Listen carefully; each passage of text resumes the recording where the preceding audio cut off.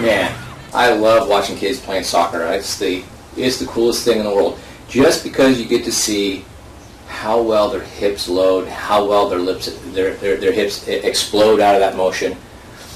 So, welcome to the module on the hip. There's a lot that we need to look at when we're examining the hip and evaluating the hip. For example, I mean, think about it. There's been songs written about this bad boy. And that's how significant, that's how important that group of extensors, that those abductors are, those gluteal muscles that provide extension and abduction and rotation and a variety of other things working in conjunction. But we need to look at things from a functional perspective. So it's not just the hip extensors, we also look at the hip flexors and the hip adductors or adductors. Now, collectively, we can kind of throw those into the growing category, the growing muscles, which also really include abdominals, and we'll talk about abdominals in a different module. But the hip is responsible for just about everything we do. It's kind of transmits forces from the ground all the way up. It's triplanar in motion, so it really contributes to just about everything that we do. But we have to kind of break it down into its component motions. What does that mean, component motions? Well, part of that means is what is the hip in relationship to the pelvis actually doing? So we can look at the hip abducts and the hip flexes and the hip extends and the hip internally, externally rotates. But what happens, how does it do those things when the foot's actually attached to the ground? So in this module, we're going to examine that. We're going to examine what the structure of the joint looks like. We want to get a good understanding of relative rotation. In other words, if I'm in my golf swing and I take the club face away, I look at my right and my left femur are both rotating, but my pelvis is rotating at a greater extent. So my left pelvis is rotating, but my left femur is rotating quicker. So even though this looks like it's could be pelvic rotation against a fixed femur, which in that case would be external rotation, the femur is actually rotating at a faster rate. So it's relative pelvis to femur is still rotation, still internal rotation. My pelvis is rotating at a faster velocity than my femur is rotating. Even though it looks like my right femur is externally rotating, my pelvis is rotating to a greater extent. So it's still internal hip rotation. So that concept of relative rotation also kind of applies to frontal plane movements. So when my foot hits the ground, my hip drops out. So that is adduction on my right hip. But it's really that force vector going through my body, the gravity pulling that pelvis down, that's creating that adductor moment that creates the adduction. It's not my adductors on that support leg. In fact, what's happening is the pelvis is decelerating. So it's an active eccentric contraction of my abductors. So we need to be able to identify and look at the hip in terms of how it's loading, how it's coming out of that loaded position or exploding out of that loaded position, and what we're going to do with that information. But we first have to look at the joint.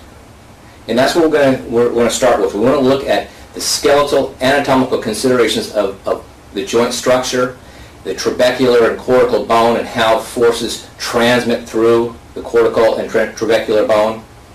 And then we're going to look at the ligaments that support the joint.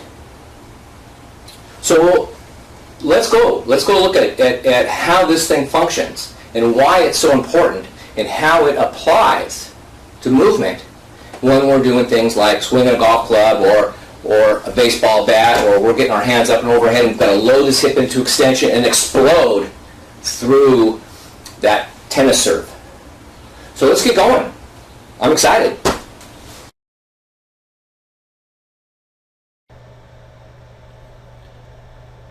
So here we are, the hip and the pelvis.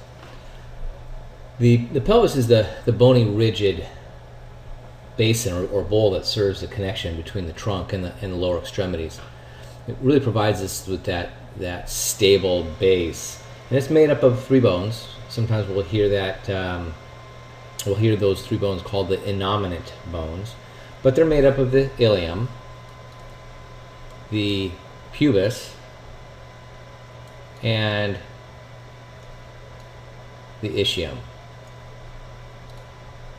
And when we turn around and kind of look look through the joint, we can see that they actually all come together inside the acetabular space, within the acetabulum. They fuse together to form and produce that acetabulum. So anterior, the pelvis articulates at the pubic symphysis, and the posterior aspect is connected through the sacroiliac joint. So we have 2 joints in the back, and the one pubic symphysis in the front. The SI joint in the back is gets a little difficult to classify. In general, it's partially a synovial joint and partially a syndesmosis. It has a really irregular articulating surface, and it actually has some of the characteristics of a diarthrodial joint. There is joint cavity. There is a portion of the articulation that moves, but there's no voluntary movement at the joint. The pubic symphysis in the front is a cartilaginous joint, and it's joined by a fibrocartilaginous disc between the 2 pubic bones. There's motion at that joint, slightly movable. No axis, just a gliding movement. And during weight bearing, the arches of the weight bearing side will move forward. So we talked a second ago about the acetabulum.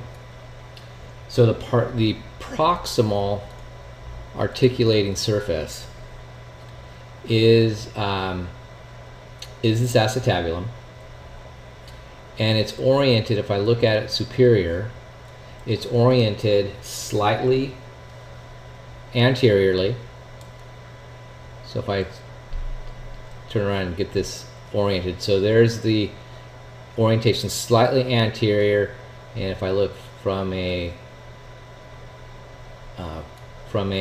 lateral view, it's also oriented slightly inferior. So I have this slightly anterior, slightly inferior orientation in the acetabulum, and fairly round, superior, spherical type articulation that really cups the head of the femur nicely. The inferior aspect of the acetabulum is disrupted by the acetabular notch, and there is a ligament that runs transversely called the transverse acetabular ligament that helps to support and provide stability to the joint. Equally as important is this structure here, and this is the hip labrum, which is a fibrocartilaginous meniscus, and it attaches to the rim of the acetabulum, and it functions to increase the articular surface. It functions to dissipate forces generated in the hip, and to generally increase stability. Now, another important angle that that will impact our function is this angle from the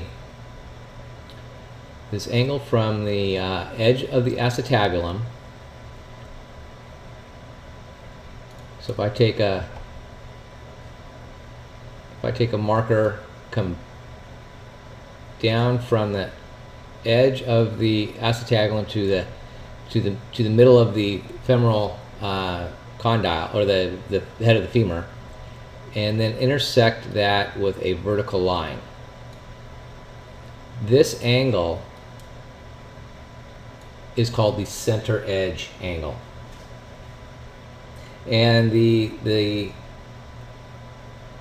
center edge angle really defines, it talks about how much of the head of the femur is covered by the acetabulum.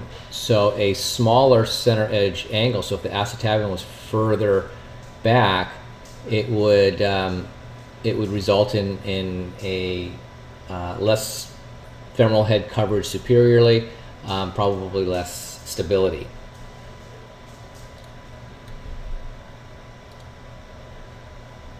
So when I look at the distal articular surface, the head of the femur is slightly rounded, and it's slightly larger than a true hemisphere. Just inferior to the most medial point on the articular surface is a roughened pit called the fovea, or fovea capitis. The fovea is not covered with articular cartilage, and it's the point where the ligamentum teres attaches to the head of the femur. And the ligamentum teres also provides blood supply to the head of the femur. The head of the femur is attached to the shaft via the neck of the femur. And we have a couple of angulations that we need to talk about. So we have the neck with the shaft. We have a greater trochanter, a lesser trochanter, and we'll talk about these other bony landmarks when we start talking about muscle attachments. So let's talk for a second about angulations of the femur. The first one is the angle of inclination, and it occurs in the frontal plane. So the angle of inclination is the angle between the neck and the shaft, and we call a normal angle is 125 degrees. So it's 125 degrees is a coxa norma position, or a normal position. A pathological increase in the angle of inclination is called coxa valga. So I have a pathological increase in this angle, and a pathological decrease in the angle is called a coxa vara. Now, the significance of these angles is that they don't show up so much in the hip as they do further downstream. So somebody with a coxa valga, for example, let's imagine that in this position that the acetabulum and the femoral head fit nicely. But in this position, the acetabulum is going to be here. So what's the head of the humerus going to want to do is it's going to want to ride in an abducted position. So the individual with the coxa valga will tend to have a femur that wants to be moved in the lateral direction. So that person is going to end up looking like they are a little bit bow-legged. their knees come out, as opposed to the individual with coxa vara, that femur is going to align itself more medially to get the head of the femur in the acetabulum to sit in that neutral position. We also have positions of transverse plane torsions. So the angle of torsion or angle of anteversion occurs in the transverse plane, and it's an axis. It's the axis is through the femoral neck, and makes it makes an angle with the axis through the femoral condyle. So in my picture here at 15 degrees, I have femoral condyles. So here is a axis through the femoral condyles with an axis through the neck of the femur, slightly anterior, 15 degrees. That's normal. So a normal angle of anteversion is 15 degrees. Increased torsional angles are known as anteversion. Decreased angle of torsion is known as a retroversion. So here is an example of a retroversion where the neck of the femur and the corresponding head is only 5 degrees off the plane or the axis in the condyles. That is an example of a retroverted hip, or a femoral retroversion. 30 degrees is an example of an anteversion, excessive anteversion. So now I have a hip, a head in the 30 degrees off of the plane of the condyles of the knee. So we need to look at, well, who cares? What's that mean? And the reality is, your hip wants to be in its neutral position, so the head of the femur is going to want to ride in its neutral position in the acetabulum. And if you have a retroversion or an anteversion, you're going to see that downstream. You're going to see that down at the knee and the foot. So the individual with an anteverted hip, again, is going to shift the femoral head down so it rides congruently in the acetabulum, which is going to take the femoral condyles and internally rotate them. So they're going to appear to be in a neutral hip position. That individual is going to look like they've got an internally rotated femur. Just in just the opposite, that individual with a retroversion, the head of the femur is going to want to ride in the most congruent position of the acetabulum, and that person is going to appear to have an externally rotated femur. The challenge with these is when we make normal hip measurements, if I take the lower limb, and put it in a neutral position, and we're somewhere in a retroverted or an anteverted position, I've already started the hip joint out of its normal position. So the individual that has an anteversion will appear to have greater internal rotation range because they're already starting at external rotation when I get them to their lower extremity neutral position. And then just the opposite occurs with the retroversion. So I will have the appearance of increased external rotation and decreased internal rotation with a retroversion.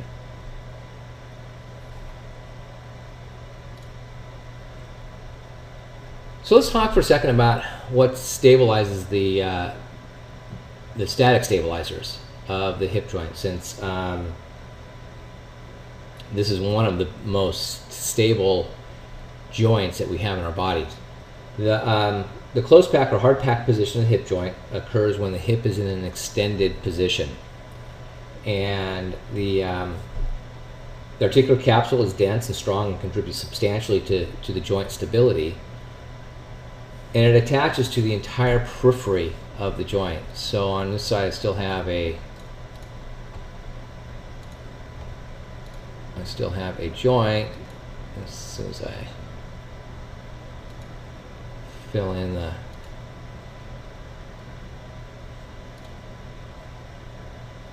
so it completely fills the surrounding joint. So there's a complete peripheral attachment of the capsule and the corresponding ligaments. The neck of the femur is intracapsular, and the capsule actually thickens anterior and superior and thins posterior and inferior. They're twisted. If we look at the orientation of these ligaments, you can see that they're twisted. So if you remember looking at a nylon rope, for example, it twists up, and that is part of what increases the tensile strength of a rope, is that twisting component. So the ligaments twist around each other nicely to really provide stability. And when the hip is extended, these ligaments are pulled in tighter, and it pulls the articular surface closer together, increases the stability of the joint. So extension is, hip extension is closed back position, whereas hip flexion and about 20 degrees of external rotation is open pack position of the joint.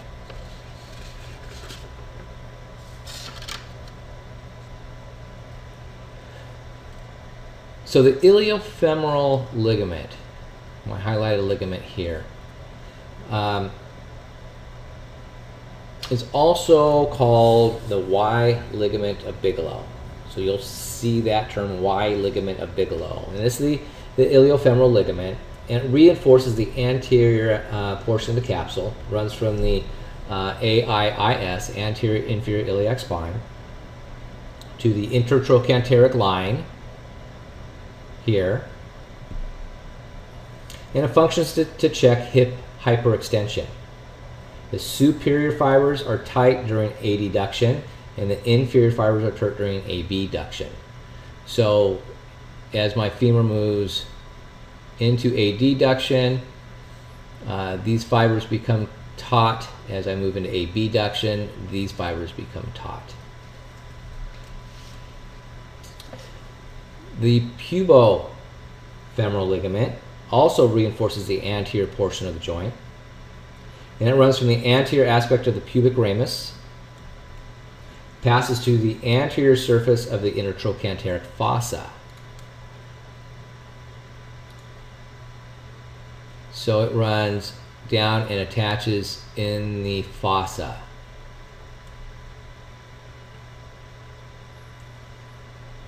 And the fibers of the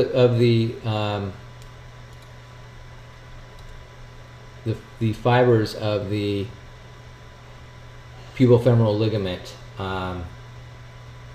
are primarily there to help check hip abduction and hip extension.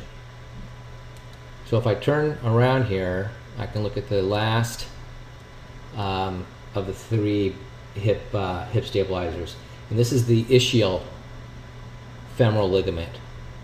The ischiofemoral ligament reinforces the posterior portion of the joint. The fibers run from the acetabulum rim and the labrum, and they spiral down and blend with the deep portion of the capsule. The horizontal fibers insert on the inner surface of the greater trochanter, and the inferior fibers run along that intertrochanteric fossa. So that's the primary ligamentous supporting structures of the hip joint, and reviewing closed pack position is full extension, to the point that if we get our hips forward enough, we can actually shut off quite a bit of dynamic stabilizers, and we can actually rest on the tautness of the ischial or the iliofemoral ligament. So sometimes you'll see people throw their hips forward and keep their center of gravity posterior to that axis of rotation, and they can literally support themselves upright in that position. So let's look for a second at how forces are distributed through the hip. And we're going to come back to a drawing of the trabecular lines, the trabecular system within the hip. And here is the trabecular system. Let's say an example of how the trabecular bone allows forces to dissipate through the femur and through the head. And I have a medial system and I have a lateral system. So the medial system cross through the neck and run more vertical through the pelvis. And this is through the medial system, the medial trabecular system radiates down and blends with the cortical bone, and is much more vertical than the oblique lateral system, and it's really responsible for transmitting ground reaction forces and the weight of your body through the joint. The lateral system is much more oblique. Runs from the lateral cortex of the upper femoral shaft, crosses the medial trabecular line to the inferior aspect of the femur,